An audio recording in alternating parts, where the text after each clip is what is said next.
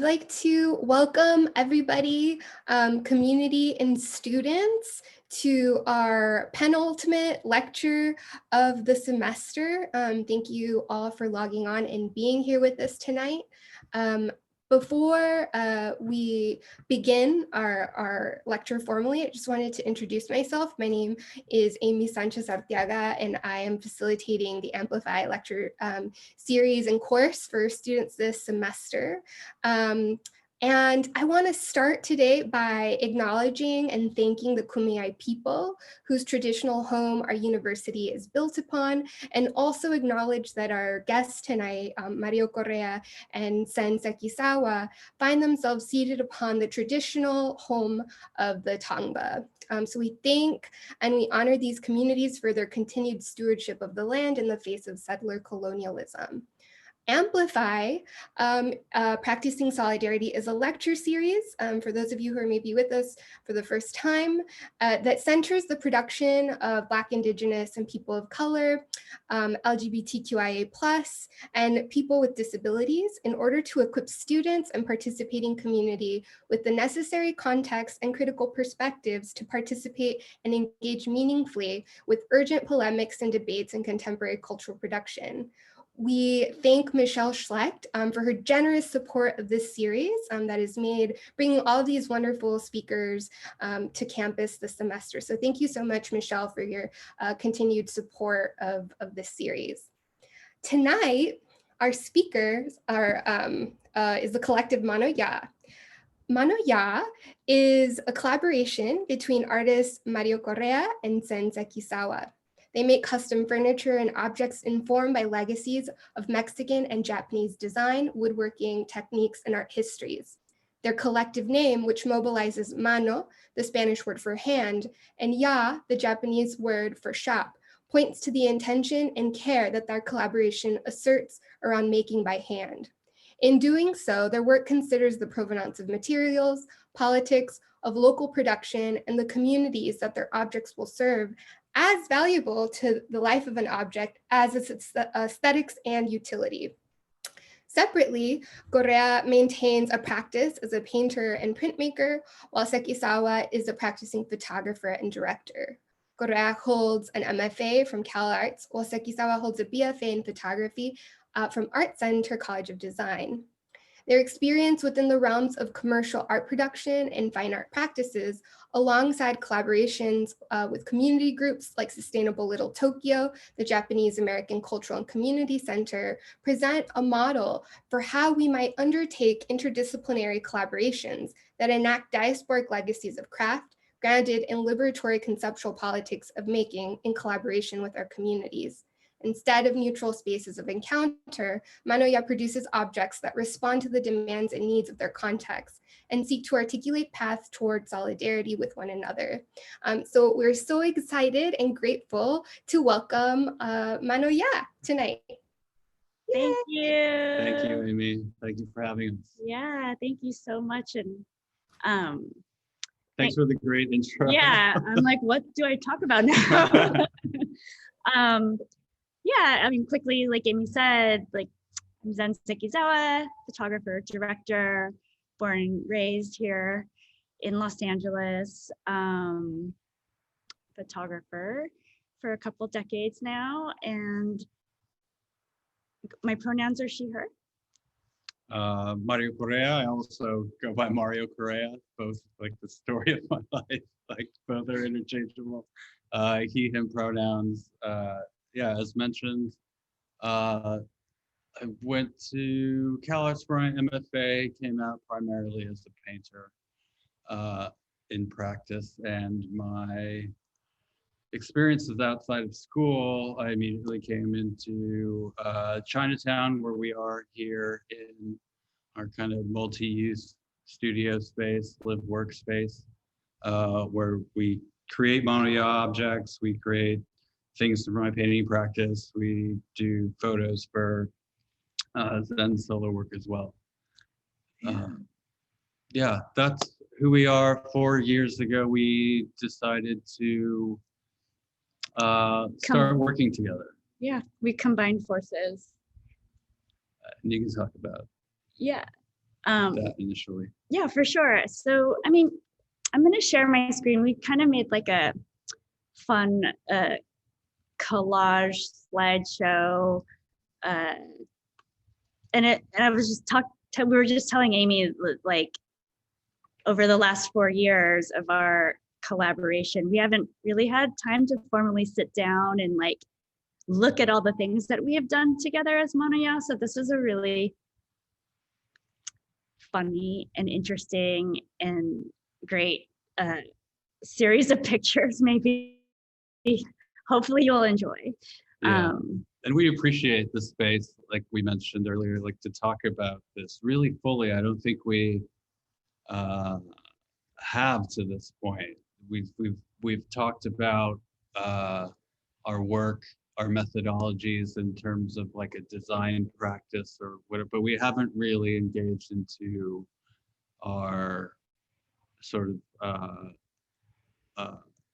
political engagement, which ends up really, and especially after doing this sort of audit of what we've been doing for the last 4 years, it really was the start of our practice, and it was formed by solidarity coming from us as artists with our respective communities and our community together. Mm-hmm. All right, so I'm going to share my screen. We're just going to kind of quickly chat through these 3 or 4, 5 pages, and then kind of talk about our process. And then hopefully, well, we have so many great questions that we kind of want to get to. So let's just do this really quick-ish. Let's see, here we go. So like I said, we had a really fun time thinking about the last 4 years of Mano Ya and how multimedia it really is. You know, like we started off thinking it would just be woodworking. And obviously we'll go into detail explaining everything here, but you know, it was just us trying to find a way to give our resources and expertise in a new capacity. One of my strengths that I discovered is memes. I'm very good at making memes. But we should talk about Yeah. So we'll talk about kind of our first job. I was always a woodworker, almost kind of growing up in San Diego, by the way. Skateboarding. I grew up in Mira Mesa, home of Willie Santos, like one of the best street skaters of all time. And we were like building stuff. We're building ramps. We're building, I don't know. My dad was always in the sort of construction game, and I was used to building stuff. When I got out of my MFA, I was sort of like left to rely on those skills again to earn my living, and I began building furniture, cabinets for like other designers around LA. And I've been doing that for a number of years. When Zen and I got together,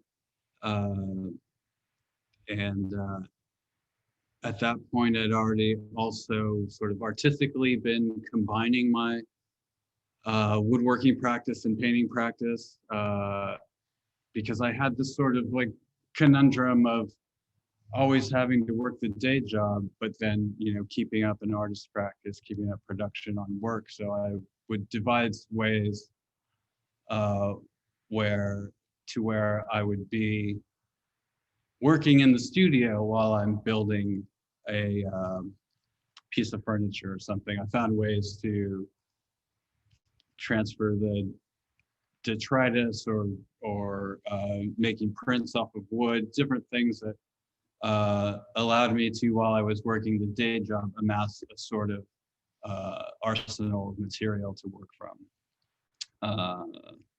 Yeah, and then I I work with one of my best friends from high school who's a chef who has a restaurant called the Anaka, and over the last 10 years it has transformed to this really small intimate dining experience, to the best Japanese restaurant in Los Angeles basically. So then she and I had been like taking the pictures and creative directing, you know, the website and the look and design and all that kind of stuff. And then you know, she had gotten 2 Michelin stars. No, actually, prior to getting the Michelin stars, she just needed to remodel her chairs and the tables. And, you know, the philosophy of this restaurant is just so, everything's just so intimate. There's so much consideration with the ingredients and the methods. And like, we were kind of figuring out like how we would love the furniture to reflect that.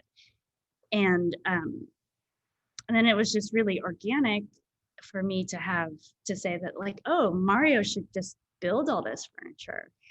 And well, it became apparent that to coincide with the way the sort of identity of the restaurant, Inaka is a formal dining Japanese place where it's a coursed meal. Each course is sort of is conceptualized like a poem, and you go from, and it's this journey from things that are coming out of season to things that are coming into season. It's such a like artful sort of way to eat. We wanted to reflect that in the furniture, so naturally it just seemed like, oh, all this stuff has to be handmade.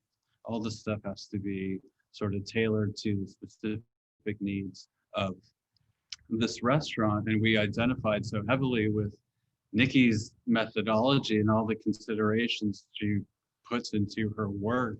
We identified with that as artists. It's like, oh, these are similar methodologies that we work with, and how great we can combine all of this to really exemplify her sort of vision. yeah, absolutely. And then, you know, at the same time, while we were building these chairs, which took months and months and months, we started going to anti-gentrification meetings, specifically with Defend Boyle Heights. And we can't really remember why we started going to the first one. And I'm sure like, I was just convinced they like thought we were narcs or something, because we were so. We just kind of showed up, which is like, yeah, what artists tend to be good at, kind of like showing up into places and sort of inserting yourself. And I don't know, we wanted to see what was going on straight from the sort of organizers that were at this point starting to push back against the gentrification in Boyle Heights pretty aggressively. And we felt we weren't really getting a straight story from our peers. And at the same time, we were like wildly sheltered and out of touch with the issues that were happening. Many of us like hearing these things for the first time, the way our industry is not only complicit, but like a driving factor in gentrification in Boyle Heights specifically, but really all throughout California, all throughout the states and globally. And as we are sort of becoming more aware of systems of oppression and the sort of systemic, structural racism, white supremacy, Eurocentric cultural dominance, as Charles Gaines likes to say, as pointed out in the article we read, which I included because I think it really lays out this sort of paradox, as he says, of artists working within liberal institutions. So we wanted to find more things out. We started going to meetings, Defend Boyle Heights meetings. We started, and from there we found other artists were also interested in finding out what was going on with our industry, its relationship to real estate. We wanted to find out, well, I think what we didn't know at the time, but we're now see is like we were working towards ideas of abolition, and those things are really coming to a head now as we see through practicing solidarity with Black people against the police, and seeing the way that systemic racism and the meaning of systemic racism being that, you know, no matter the players within that system, the system itself is racist. So it's, and Charles's article, I was Charles Gaines' TA at Cal Arts, which was like a big honor for me. He is one of the most like brilliant people, artists I've ever met. But it's also like his paradox that he describes also describes like sort of my relationship with the art world. I just thought it came really clear through that essay, and or at least laying out the sort of conflicts that we wind up. I guess this is a story of these conflicts where they come to, where you come to that fork in the road, or where the rubber hits the road, however you want to say it, when it actually comes down to like, okay, I've been practicing solidarity, and now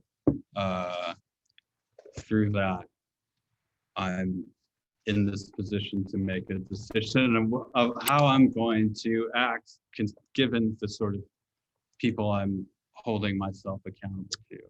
Yeah.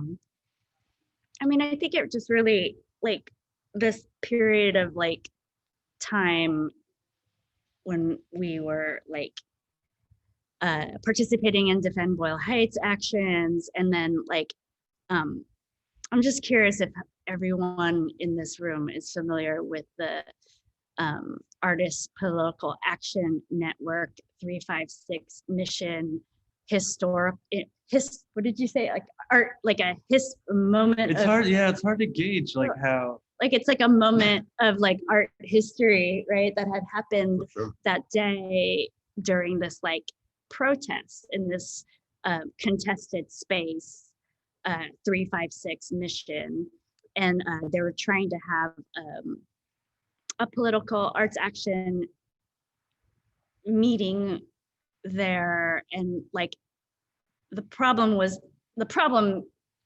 altogether is like not acknowledging like the hypocrisies involved in like all of your actions as an artist or just a person in general. So we saw, what did you say, heroes? We saw art heroes doing the perp walk. That's what you said. It's sort of, it's funny, like, so that day, as Zen started to explain, there was a political action network of artists that were set up to do their first meeting at 356 Mission Gallery, nonprofit exhibition space. And it was a contested site. It was really curious to us why they would choose that as their first meeting site, especially because of the sort of like flare-ups that were happening. It seemed like an antagonism to us, really. Anyway, we show up that day, and people are picketing, boycotting outside. And there was a good number of artists who didn't go in to participate in the meeting, that sort of observed the boycott, that stood by the picket line initially. It was wild. And there were people from the inside calling people on the outside who wouldn't come in, name calling, insulting. It got so heated, and all of a sudden we're just like, wow, look how sort of aggressively our friends are like not trying to hear about their complicity, or putting their sort of own professions ahead of the outcries of these local residents. Yeah, that was, and so we linked another article about that sort of action and that day. And there was response to it. You know, Charles Gaines makes appearances again as one of the sort of leaders of this sort of like arts opposition voice to residents organizing. Yeah, and so it's interesting, these things were happening at the same time. And so this picture on the bottom corner are the Inaka chair design that I came up with. And so we're, you know, the world is always going, so we're busy doing this stuff also. And we decide to like, well, what are we going to do with our space? We're gentrifiers. I've been in Chinatown since 2001. The whole time, you know, doing obviously my best to become part of the community, but also realizing this impasse that's occurring. And so I wanted to start, and at the same time, well, I know was you're here for first. a bit longer. But I started noticing artists also falling victim to these cycles that we're bringing in as well, to gentrification. Artists themselves are getting priced out. And as they're leaving, and I'm remaining, just by good fortune, really, I come to realize like they didn't really leave a mark on their community. Like, you got evicted from this place, but who was there to really care? Like, what did you do in this community to that, you know, so that someone would say like, oh wait, that person's an artist from our community. That's a Chinatown artist. That's an LA artist. Like, that's the sort of like kind of repping and representation like we want to talk about. And so seeing that wasn't happening in this system where you have a studio in a struggling community and you just kind of isolate yourself in this like individual sort of solitary practice, it just didn't seem like a viable way to participate in a community. And now we've sort of evolved to define being an artist as someone who first and foremost is involved in their community. Yeah, I agree with you. You know, I think that like figuring out our immediate reaction to understanding like how we were so complacent in all of these ways of gentrification was like, what the fuck are we going to do with our space? Like, we have to, that's one of our biggest problems, right? And you know, immediately opening up our space to have an Artists Against Art Washing meeting was really fantastic. And I think that like, you know, it was a group of artists from Boyle Heights and some artists from Little Tokyo and some people from Chinatown, you know, kind of trying to build, it was an attempt to build some sort of like solidarity between these bordering communities. And it was really, I mean, the best thing about it was that we had all these Inaka chairs ready to go. And then their first use was this Artists Against Art Washing meeting, which felt really great. It was like a good, what do you call it when you like christen a ship? Is that what it is? Christening? Christening, is it? I said it right? First voyage. Maiden voyage. Maiden voyage. Yeah. But I think that like understanding, really understanding how, you know, the creative class like is weaponized was so, it was so obvious and then also so mind-blowing to us at the same time. And like, it's kind of, we joke often about being Jason Bourne because like we were being trained, unknowingly being trained to be these weapons of displacement, you know, and like what can we do now to use, like, we have to like undo that, or like be weapons against the people that trained us, like Jason Bourne, right?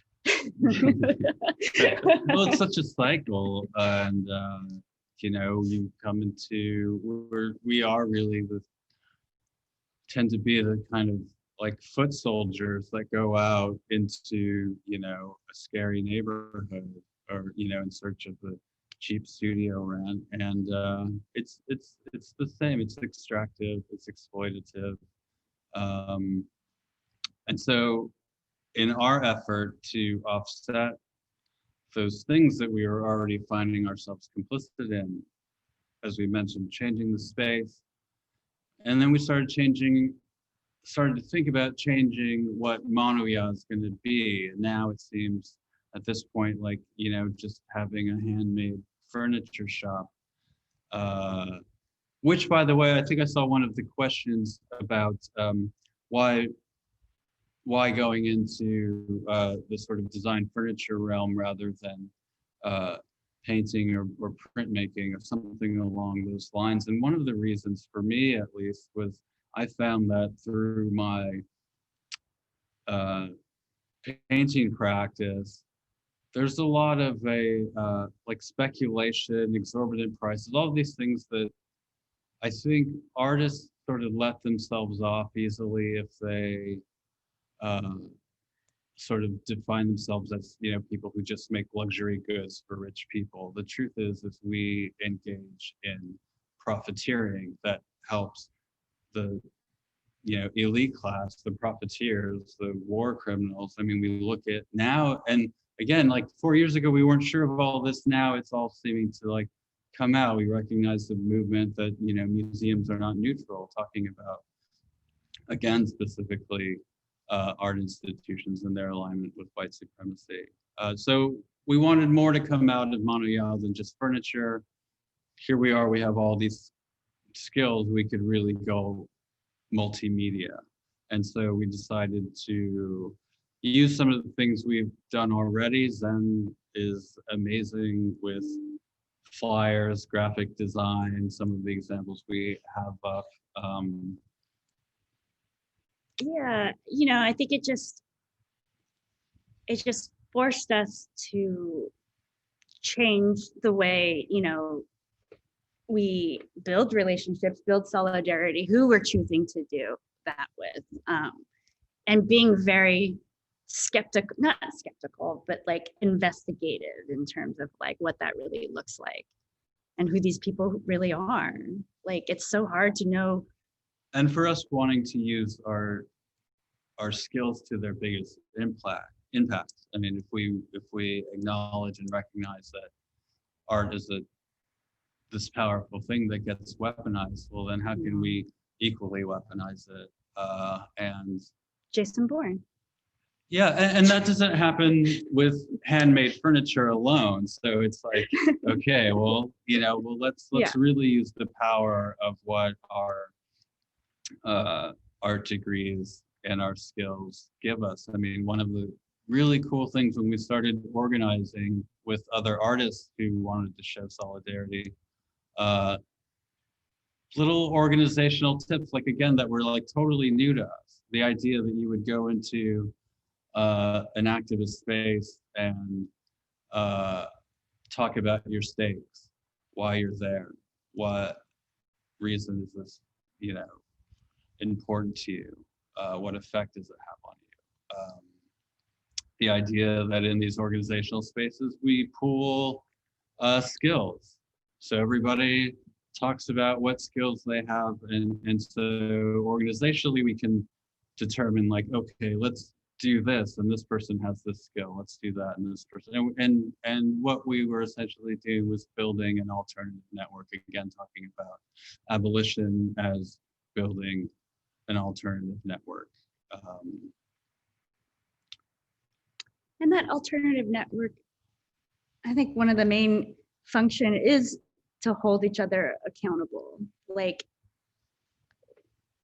I think that's the best part of building this new network, you know, and I think that, like, it's great to see, or be with people who can deal with that sort of criticism or critical thought, you know, rather than getting offended. Yeah, no, I think it's been really great. And then I should say that, so we were talking about, yeah, this is what I wanted to get, I wanted to get to, like, the Mano Ya shift in kind of media, and go into talking about, after this sort of work with artists in the Alliance of Boyle Heights, we wanted to bring these ideas to our own communities. I mean, we're here in Chinatown. Sen has a long legacy in Little Tokyo. Around the same time, she did this project where she took portraits of Japanese American activists in the Little Tokyo community. And that was another kind of formative moment where we really re-engaged. Yeah, with like, yeah, I think also like taking that sort of thought of building who we want to build relationships with. Like, I think like me going back into Little Tokyo and engaging it in a different way, kind of like,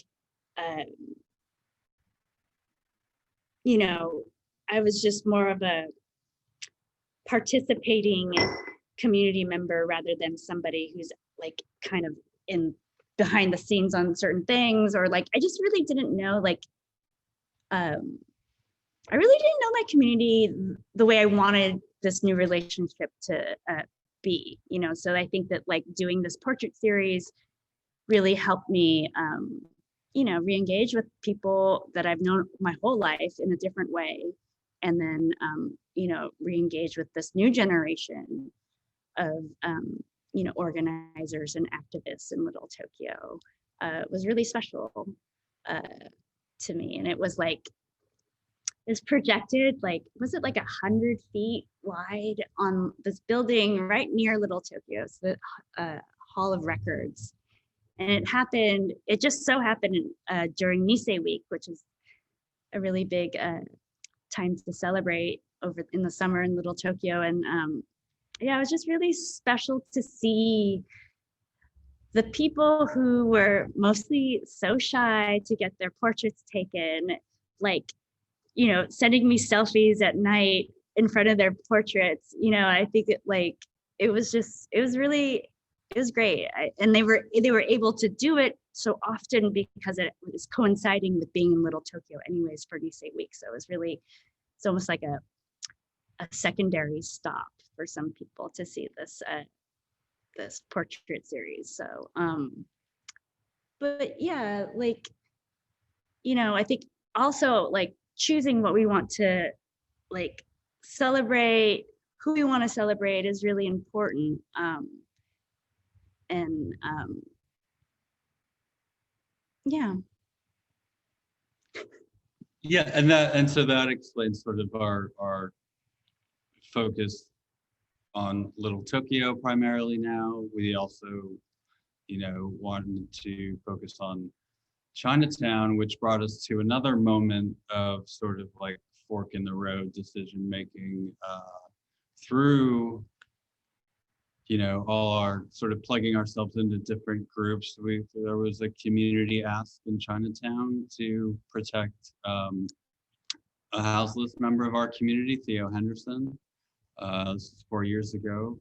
And so we wanted to use our space, and Theo is in that picture of the self-defense flyer, which Theo's a martial artist as well, and he was, you know, he's been in Chinatown for as long as I've been in Chinatown, and he was getting harassed by the Chinatown BID and LAPD and the park rangers and, you know, random vigilante people. He was in danger.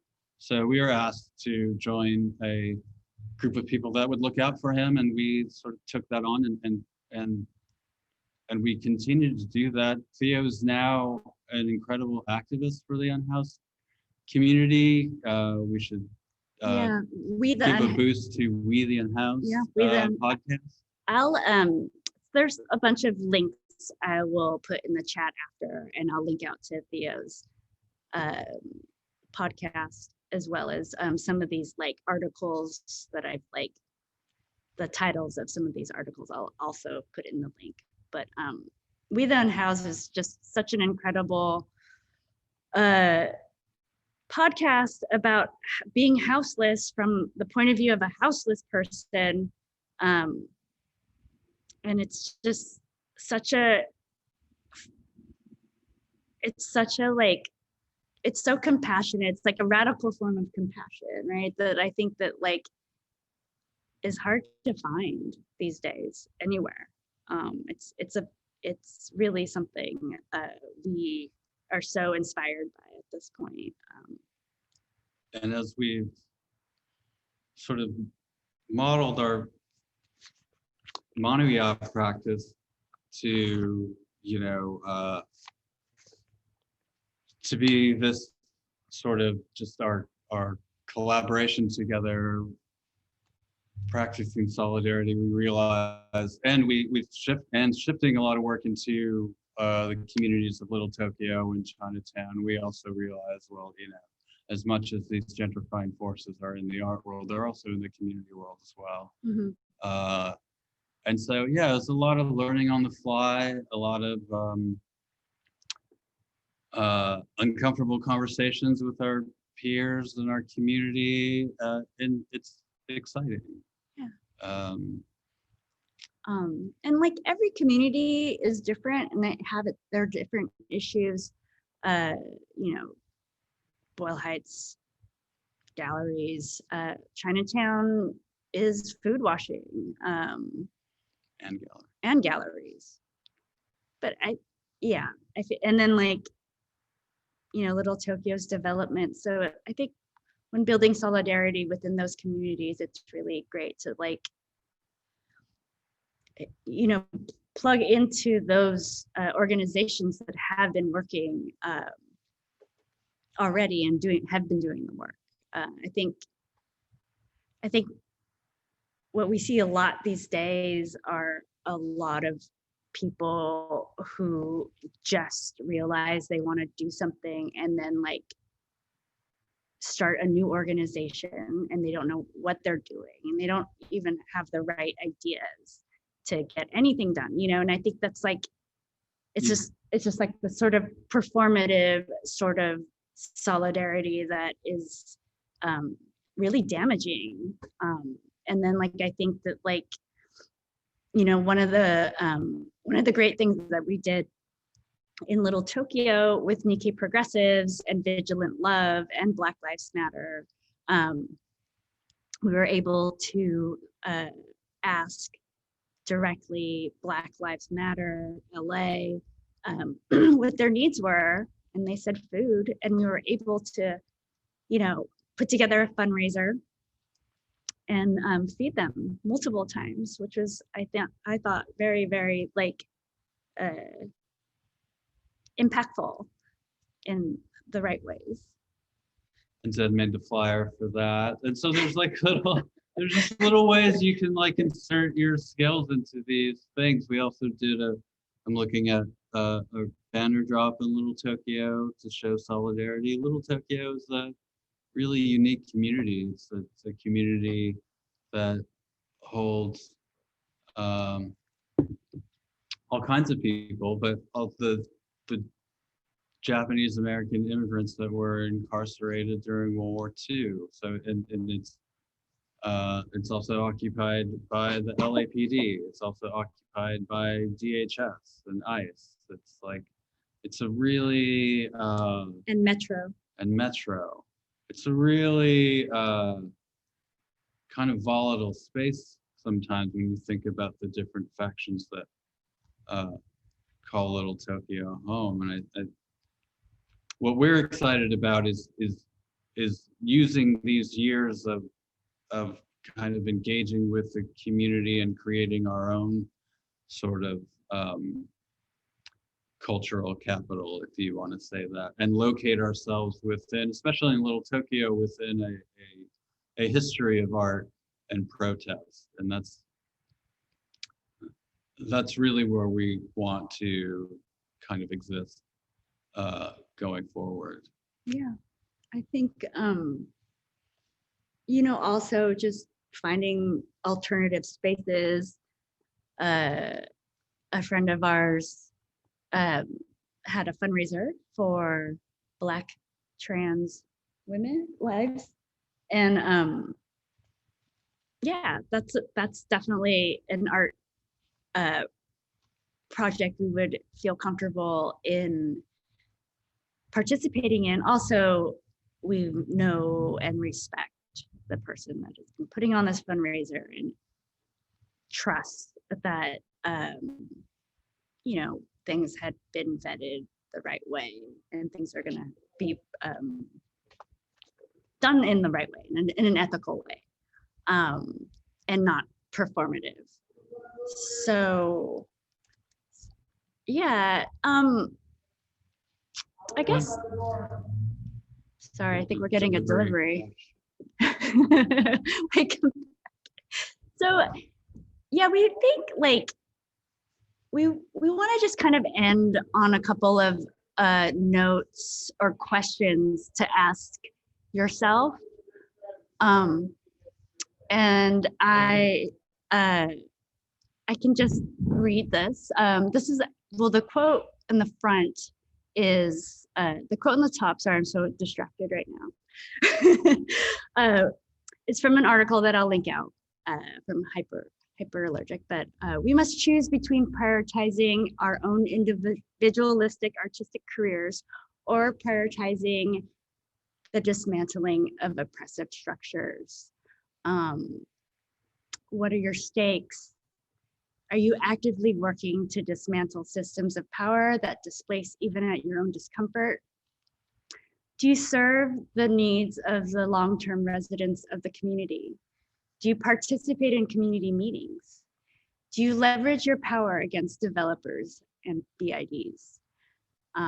This is from this side of Hoover's Instagram stories, highlights on gentrification.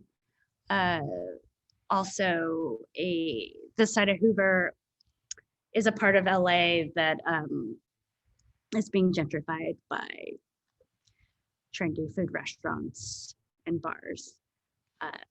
But yeah, do you have anything else? Should we? No, I think it's sort of, yeah, so that lays out kind of where we are. Thank you for all the great questions that we kind of saw a bit of. I think Amy might bring some of those at the end. And we can also, I'm realizing now, like we haven't been, it's kind of short because we realize it's like our collaborative practice, our individual practices, it's like so much to kind of cram. But Yeah, yeah, if you guys have questions on pieces or more technical aspects, I know there's some of those kinds of questions, or if you want to comment on anything, or if some of the questions relate to some of the things we already talked about. and then I just linked out a couple of articles that we were referencing in that presentation, and then also for Theo's podcast as well. But Thank you, Mario and Zen, for giving us, I think, more of the kind of like conceptual context for how it is that you practice solidarity. And also, I think really specifically about the needs of community and the sites where you are making work. And I think one of the questions, like one of the big overarching questions that came up across the students' queries that I think relates it relates historically, politically, and also formally to the way that you two make work, is like why you've chosen to be explicit about the kind of melding of Japanese and Mexican traditions of cultural making. So I wonder if you could talk a little bit about the kind of art historical, or not even art historical, but just the kind of like cultural influence in your production.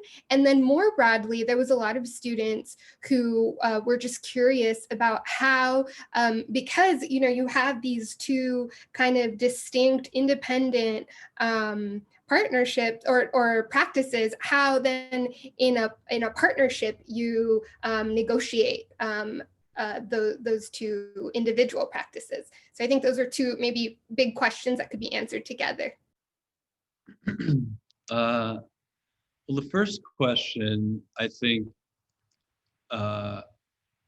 maybe I can answer in terms of the importance of reflecting our culture in our work. I'm also have Japanese heritage. My grandfather was Japanese.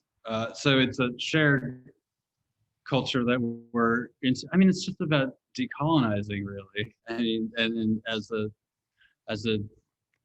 furniture designer by day, I mean, it's Donald Judd's fault. Like, it's like, it's like everybody wants this work that's so boring and so like, just, I don't know. So it's like, as I started wanting to make my own designs, like half of it was just formal and wanting to like expand my horizons that way. And also part of it, you know, working into painting practice. Like essentially we wanted to really kind of break down some of the ways we were compartmentalizing ourselves, which, you know, that can happen in just little practices. We were talking the other day about even just keeping our CV, you know, that's like, and I apologize for everybody who went to my website because nothing's been updated for years, but it's like, well, what are the things you want to put on your CV? And it's like, well, what about this thing we did with, you know, whatever group at this whatever action? It's like, yeah, let's put that down, right? Like, I mean, who are we making these for in the first place? And so it's just this kind of way to like interrogate every kind of aspect of this sort of like training we've received. And yeah, so I think that answers it from a design aspect. It's just, yeah, it is a question of not seeing yourself represented out in the world, and especially not seeing what I was interested in, which was like the intersections of these worlds, the intersections of this, my own culture and heritage, and this formal training that I've gotten at you know, this art institution. And I think that negotiations kind of happen in very long conversations, and you know, about what aspects make sense to what we're making. You know, and it's a lot of the time it's fun. You know, we do a lot of research and find cool things, and then sometimes we're just arguing the whole time too about more about design, not necessarily like that sort of stuff. But yeah, like I think it's just figuring out what makes sense for the project, and it happens pretty organically, and it's really fun just to combine all of these things, you know. And I think like even in my photography right now, we're like yeah, it's like this decolonizing of like this aesthetic of like this like one light on like a pink seamless, like it's just so, it's so boring, you know. And it's just like I have all these skills, but then like they're, you know, I'm being told not to use them, or like that's what they're asking me not to do. So then like, you know, I think for me right now, having very complicated lighting setup is like a big like FU to commercial photography at this point.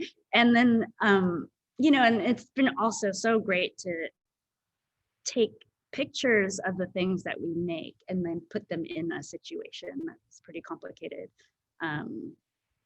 So yeah, there's just been a lot of different levels on the way our skill sets like overlap and like how we output through Mano Ya. Yeah, I think related to that idea around the use of your skill set, there is a question about your use and intention around materials. And so I wonder if you could speak about how it is that you go about choosing materials, but then also one of the students notes how in your practice, it seems like there's an emphasis on like sustainability or not wasting material. So I wonder if you could just speak to us a little bit about how maybe that philosophy that you're applying around skill set is also applied to the use of material.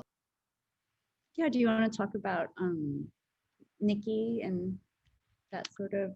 Yeah, I think we touched on it a bit, talking about Nikki and matching her methodology. I think and relating to her methodologies, and bringing our own methodologies from our own practices into what we create in as Mano Ya.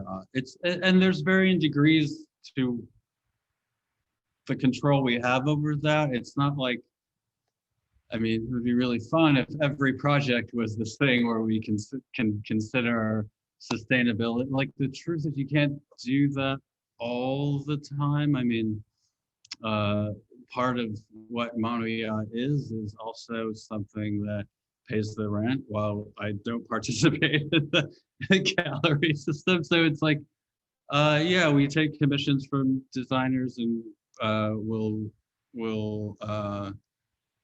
work with people to their vision where maybe sometimes our vision isn't necessarily prioritized. We try to obviously prioritize, and as we grow the sort of business side of it, I feel like that's also a sort of natural progression where once it becomes more of what it is we do, that we do take this time, that we do take this consideration, it will be more what we're sought after for as well. Yeah. So we're kind of in like an in-between space in that way. Yeah, I mean, I think like ideally, like, you know, this idea of sustainability, if we had the choice, would it be one of the main priorities. And then like, you know, there's a Japanese saying called mottainai, which means like this regret of wasting. And I feel like that it was also applied on both sides from Anaka, that project too, that we really liked. And you know, we took that first project and definitely like that first project hit a lot of points that we wanted to carry over for all of our other projects. But like, yeah, California Black Walnut made sense for Anaka. It's a California restaurant, you know, with it's a Japanese American restaurant. It's under California cuisine, right? Mm-hmm. So like taking all those things into consideration and not trying to just be one thing. And with that material in particular too, there's a history of George Nakashima, the famous Japanese American woodworker who works almost exclusively in walnut, not in California, this is out in Pennsylvania. But yeah, we wanted to sort of like hit certain touch points, and I think we do that well with that Anaka project, and also within the work we do for Little Tokyo. When they do become more art-driven projects, we do have more leverage to sort of take control into those decisions. I want to ask a question from one of our students Henry, who says, hello, Mano Ya. First off, I have to say that your work is absolutely stunning and looks very well crafted. As a custom woodworker and furniture business owner myself, I truly admire such beautiful work, all the while utilizing traditional methods. My question is, do you find it difficult to complete commissions in a timely manner since you only use traditional Japanese hand tools and methods? I could imagine that the labor and cost of hardwood materials would make these very unique and costly items. Yes.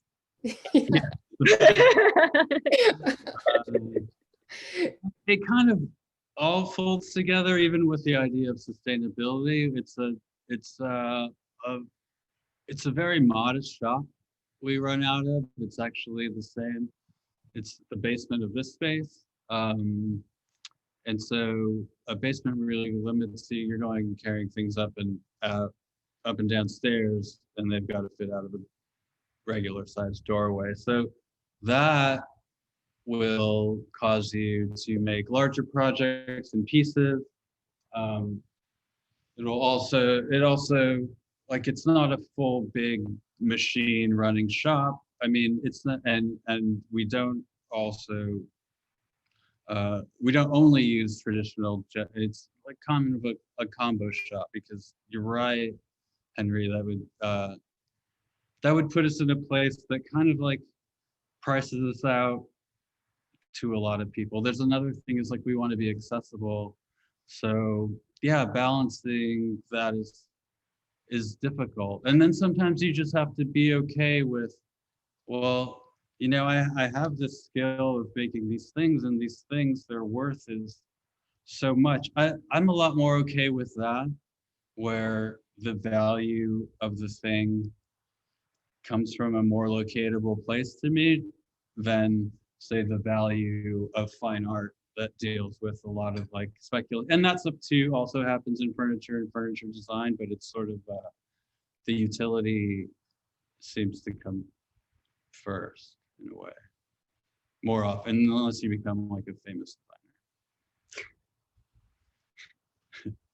Yeah, and I think thinking about that sort of like utility, or the way that we use certain objects in the quotidian and in our home, we have a question from a student who asks, what's your favorite art piece that plays a role in a ritual purpose or in regular life? And so I take that to mean like a kind of routinely used object. I think that's a really interesting question. We made a shamoji recently, which is a rice paddle that I love so much. Mario did most of the heavy lifting and did all the whittling. Yeah, it's a totally kind of like perverse object. It's like hand carved. It was up in, I think, one of the our slides. So it's just like, it's this rice paddle, and then on the back it's got a sort of tectactile design. The sort of ritualistic Aztec knife for human sacrifice. It's got this like face on it, and that face lined up a lot with a Daruma face in Japanese culture. So we carved this thing that sort of had this combination of those two faces with, you know, the look of, anyway, it's a thing we use every day, and it's yeah. Yeah, I love it. I will 100% love our couch if that ever gets made. We're building a couch. It's like 6 years in the making.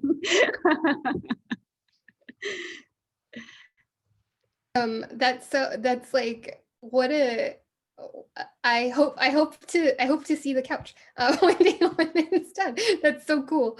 And I think a question that is maybe departs from this conversation around utility, and that is like more object specific, that I think is a little bit broader, and maybe like a planning sort of based question. Is one of the students asked, how do you, or what do you think would be the most effective way to open collaboration in community when people are lacking resources? And so one of the things that you all have shared is the way that because you had resources, it was something that you sought to share with others. So is there a model maybe that, and this student, I sort of paraphrase the question, but I think it's speaking about that particularly, like as a young person, many of our students are, students. So there's a kind of limit around budgets. Is that something that maybe y'all could give some advice around to younger folks?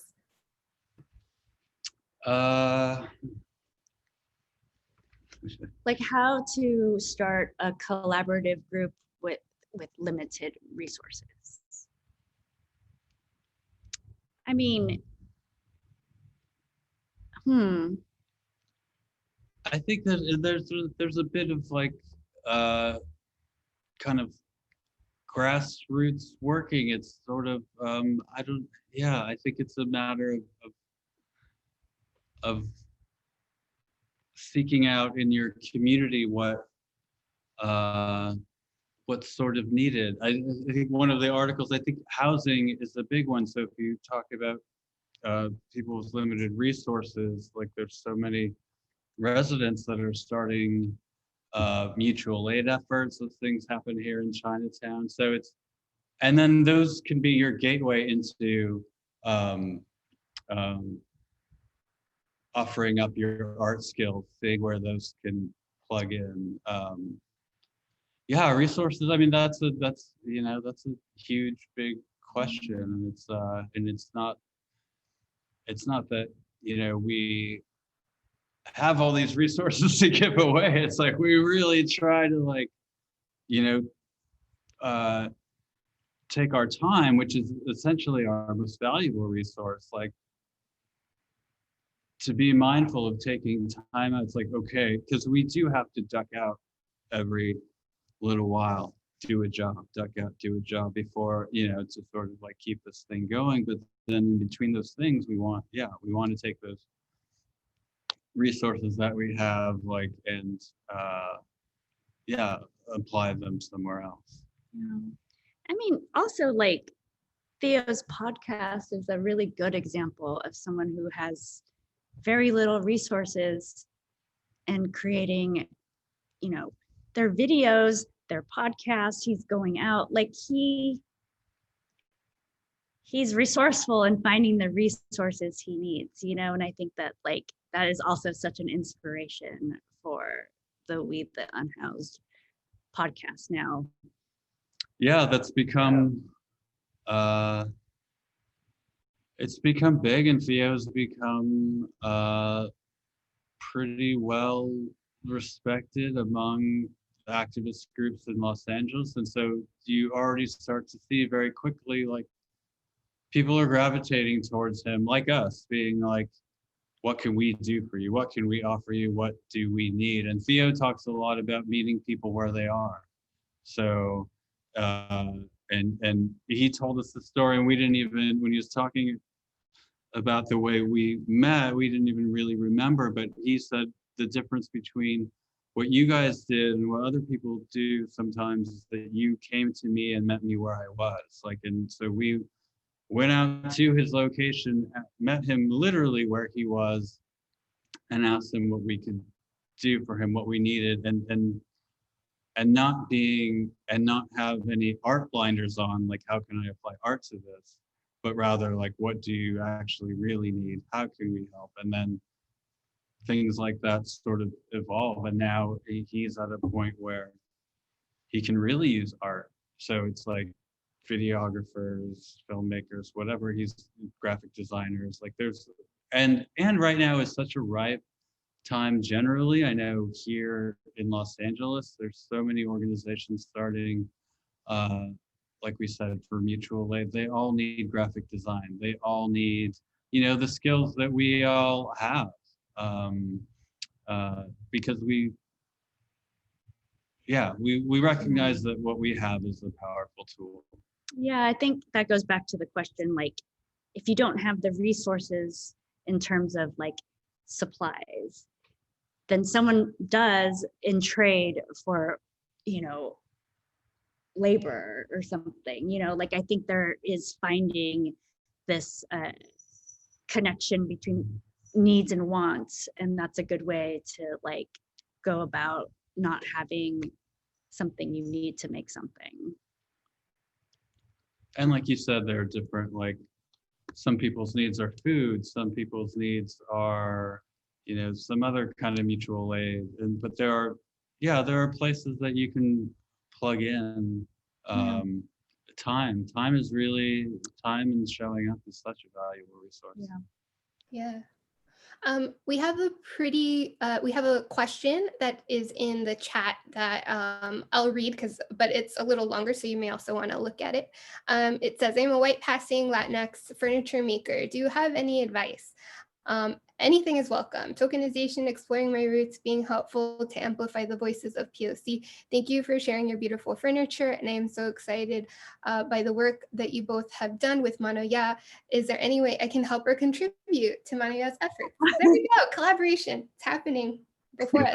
Thank you, Lauren, for that question. Yeah, thank you for that question and the kind words to you and Henry about our work. Advice. It's tough with advice. I was telling Seth the other day about again, we were like taking an audit of ourselves, and it was like, oh, it's so funny. Like Bruce Nauman, the artist, conceptual artist, performance artist, spoke at our commencement, and he was at Cal Arts for when I got my MFA, and he was talking about the sort of excitement and terrifying fright he experienced when he's not sure what to do, and that he, you know, experienced that immediately coming out of art school, and in turn wish that upon us, like this idea that you're not going to know what to do. and it's a wild space to be, but I think part of at least for me, I think part of being an artist is being okay with that path of least resistance, or to be even just always open for an opportunity you might not see if you were otherwise, you know, sort of like tunnel visioned and intent on what the way something looks like in your mind, or the outcome, or things like that. And help with Mano Ya. Mano Ya could definitely use help. I don't know how we can enlist help at this moment. There's like this like with small businesses, or at least with this, it seems like we're like on the brink. We're like, yeah, we need help right now, and then next month, like, I'm sure glad we don't have help, because I don't know how we would be like paying them. And so that's always the thing. But Lauren and anybody else, feel free we can start talking. If you're around LA, we can. Yeah, I mean, also, like, I think there's like COVID concerns as well, yeah. That we forget about. It's so wild, we forget. Yeah, I mean, we don't forget it. I mean, like, I think we're very lucky that we both can work at home. So it has been, the space has also shown us like how great it is, once again, because, you know, I shoot from home, I shoot upstairs, you're downstairs all the time. We're here. We're just here all the time. But I think one tiny slice of advice is like, you know, just really choose what you want to celebrate. Like, look at what you're trying, like, I think making stuff is what you're trying to celebrate. Like, even if you're celebrating a problem, you know, like you want to confront this problem, you want to celebrate it, like, do that. Like, I think,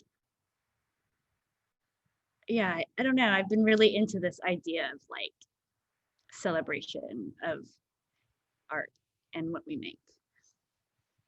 It's like not so serious.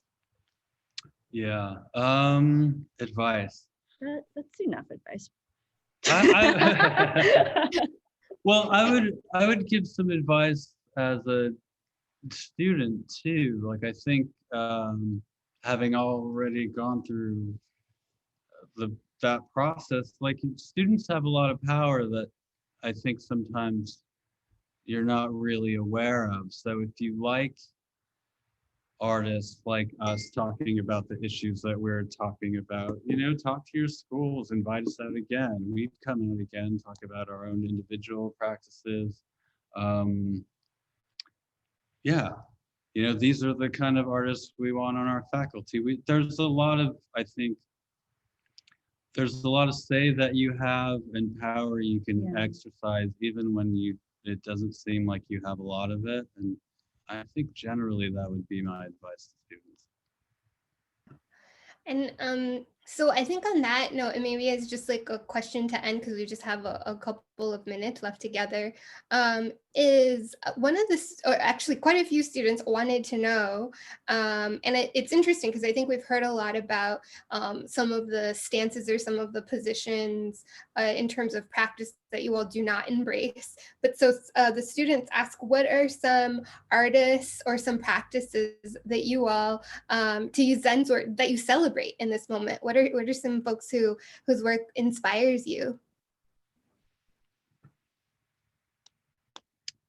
Well, I take a lot of almost like daily, not daily, but often I think about Carrie James Marshall, one of my favorite painters. I think, and more, even sometimes more than his work, I think about what he says. I would advise anybody, YouTube, there are Carrie James Marshall lectures all over the place. Pick one, you can't go wrong.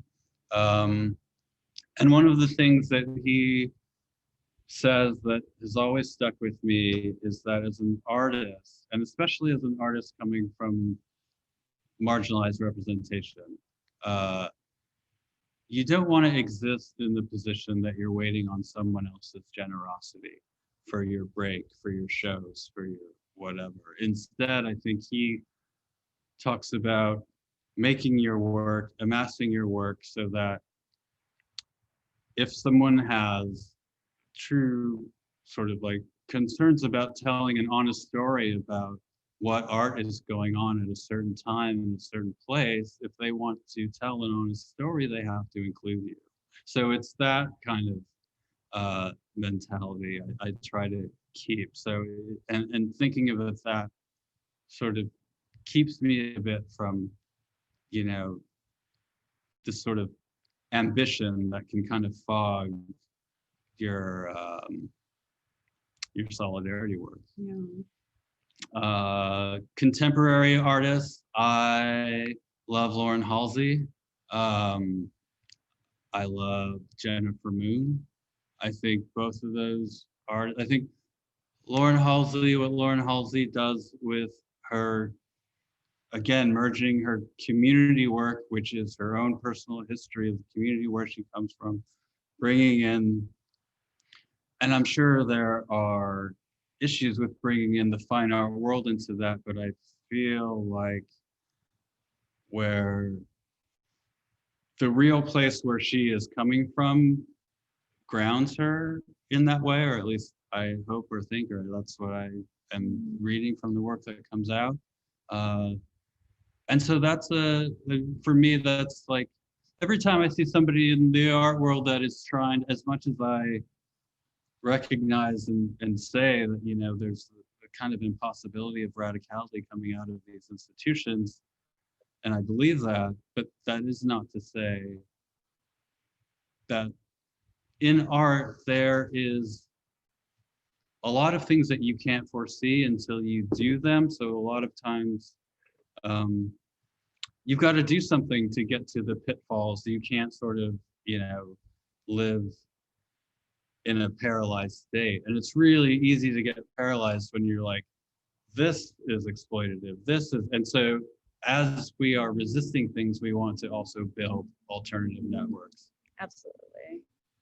I don't know, like, I feel like right now, I mean, for photography, I was looking a lot at Barbara Katzen, and her like large scale, like very poppy color sort of like photographic sculptures. But like I think really for my biggest sort of influence right now is like ikebana, and like not necessarily just the flowers, but like understanding like these very like nuanced gestures of nature and lines, and just like almost like again like our shamoji, it's like very perverse that like I can like sit there and stare at this one leaf or like this one ray of light and just really you know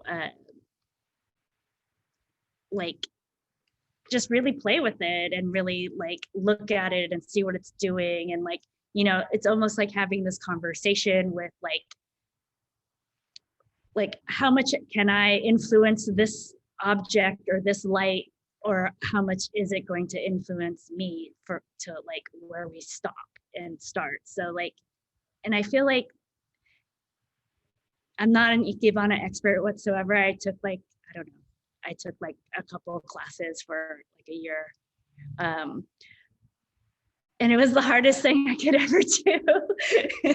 And it was so Japanese though. It was like, you must be able to express yourself to the fullest within nature with 700 rules, you know? So you're just like, I was like, that is kind of like what I think of Japan and Japanese design and formalism.